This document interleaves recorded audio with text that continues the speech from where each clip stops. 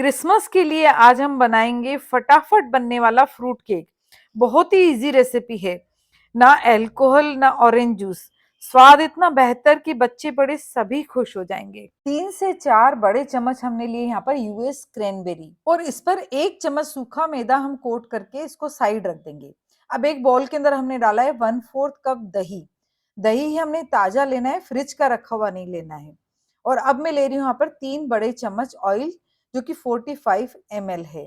Oil हमें ऐसा लेना है जिसमें कोई खास खुशबू ना हो और इसे हम दही के अंदर डाल देंगे। मिठास के लिए आप गुड़ का भी यूज कर सकते हैं, लेकिन मैं यहाँ पर डाल रही हूँ आधा कप शुगर पाउडर। और इन तीनों चीजों को हम खूब अच्छे से फेंटेंगे। हमें तब तक इसे फेंटना है तब तक इसका टेक्सचर क्रीमी क्रीमी ना हो जाए। कम से कम 5 से 7 मिनट एक ही डायरेक्शन में अच्छे से फेंटने से इसमें हवा के बुलबुले बन जाते हैं और इसी से केक बहुत ही ज्यादा स्पंजी बनता है।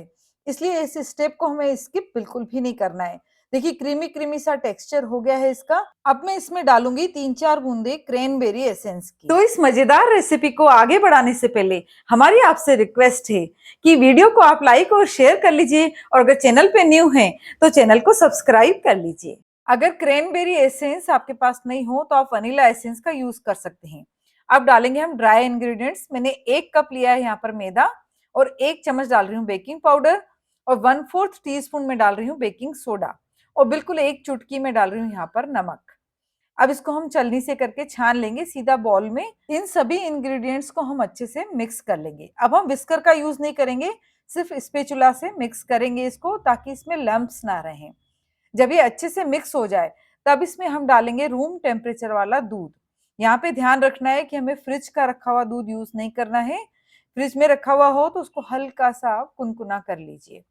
अब थोड़ा थोड़ा करके हम दूध डालेंगे और उसको हम मिक्स करते जाएंगे।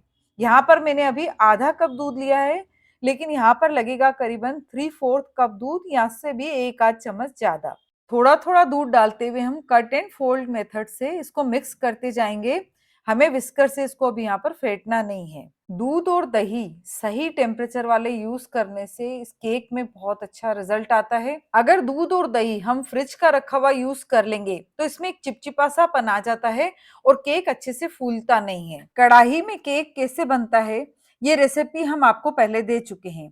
आज हम बना रहे हैं माइक्रोवेव में एक केक। माइक्रोवेव ऑन करने के बाद हम कन्वेक्शन मोड को ऑन करेंगे और फिर स्टार्ट करेंगे तो ये अपने आप प्रीहीट होना चालू हो जाएगा। बैटर हमें बनाना है रिबन कंसिस्टेंसी का, इसलिए हम दूध तब तक डालेंगे जब तक कि इसकी प्रॉपर कंसिस्टेंसी नहीं हो जाए। 3/4 कप से थोड़ा सा ज्यादा और 1 कप से थोड़ा कम, इतना दूध इसमें लगेगा। अगर हम आटे से ये केक बनाएंगे तो 1 कप इसमें दूध लग जाता है, क्योंकि आटा हमेशा दूध को ज्यादा एब्जॉर्ब करता है।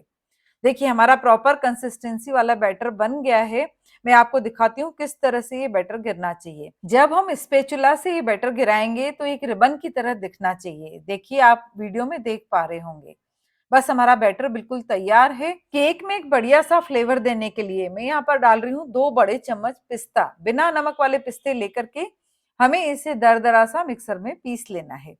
बस इसी पाउडर को हम इसमें डालेंगे तो इससे इसका फ्लेवर बहुत अच्छा आएगा। क्रैनबेरी मैदे में कोट करके डालने से बेक करते वक्त ये नीचे नहीं बैठती है, बल्कि पूरे केक के बैटर में इक्वली डिस्ट्रीब्यूट रहती है। क्रैनबेरी में विटामिन सी और एंटीऑक्सीडेंट भरपूर मात्रा में होते हैं। इससे हमारी इम्यूनिटी मजबूत रहती है। इसीलिए ये केक बच्चों के लिए फन भी रहेगा, साथ में हेल्दी भी होगा, क्योंकि हमने इसमें क्रैनबेरी और पिस्ता दोनों ही हेल्दी चीजें डाली हैं। इस केक को मैं टी केक स्लाइसेस में कट करने के लिए यहाँ पर एक जुगाड़ लगा रही हूँ। बीच में मैंने एक छोटा सा कांच का ग्लास उल्टा करके रखा है और आसपास डाला है मैंने बैटर, ताकि इसकी बढ़िया सी स्लाइसेस हम इसमें से निकाल सकें। हल्का सा आप इसको टैप कीजिए। ऊपर से करेंगे थोड़ी क्रैनबेरी से इसको गार्निश। अगर आपके पास क्रैनबेरी नहीं हो तो आप टूटी फ्रूटी डाल सकते हैं। ये केक इतना हेल्दी और टेस्टी होने वाला है कि क्रिसमस के बाद भी आप इसको रेगुलर बनाएंगे। हमारा माइक्रोवेव भी प्री हीट हो गया है और अब हम इस केक को रखेंगे बेक करने के लिए।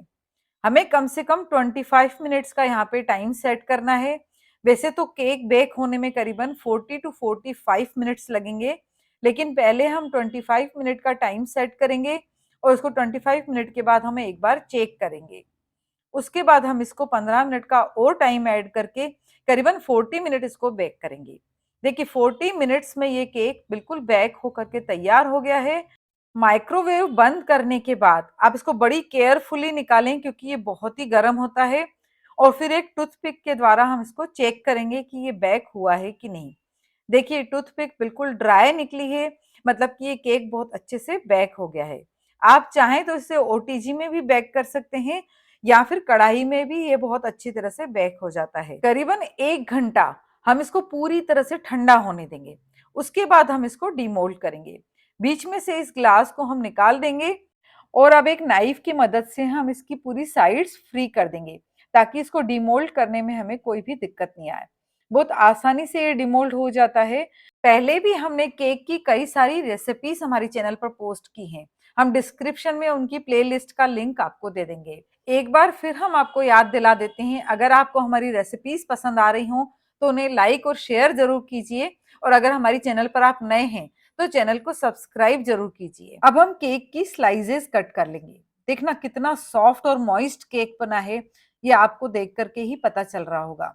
और ये अंदर से स्पंजी भी बहुत बना है, इसमें बहुत ही बढ़िया जाली बन करके तैयार हुई है। स्पंजी भी बहुत बना है, ये देखिए मैं प्रेस करके आपको दिखा रही हूँ। आप इस केक को बच्चों को टिफिन में डाल के दीजिए या चाय के साथ परोसिए। बहुत ही हेल्दी केक है। आप चाहें तो इसमें मैदे की जगह आटे का यूज कर सकते हैं, और शक्कर की जगह गुड़ का यूज कर सकते हैं। खाने में इतना सॉफ्ट है कि कोई नहीं कह सकता कि हमने ये बिना अंडे के बनाया है। कितनी बढ़िया जाली बनी है इसके अंदर। चलिए फिर जल्दी ही मिलते हैं एक नई रेसिपी के साथ, नए वीडियो में। थैंक यू, धन्यवाद।